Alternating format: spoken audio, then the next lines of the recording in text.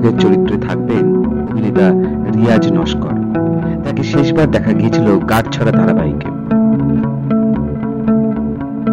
অন্যদিকে প্রধান নায়িকা চরিত্রে থাকবেন শিশু অভিনেত্রী অরণ্যা চ্যাটার্জি, যাকে শেষবার দেখা গিয়েছিল কমলা ও শ্রীমান পৃথ্বীরাজ ধারাবাহিকে। এবং জানা যাচ্ছে এই ধারাবাহিকটি আসতে চলেছে আকাশ ৮ চ্যানেলে।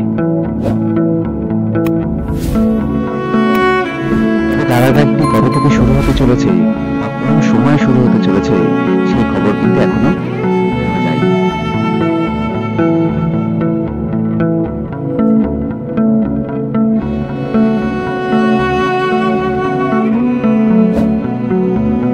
বাংলা ধারাবাহিকের সমস্ত রকম আপডেট পেতে আমাদের এই চ্যানেলটি শেয়ার করুন, লাইক করুন এবং সাবস্ক্রাইব করুন।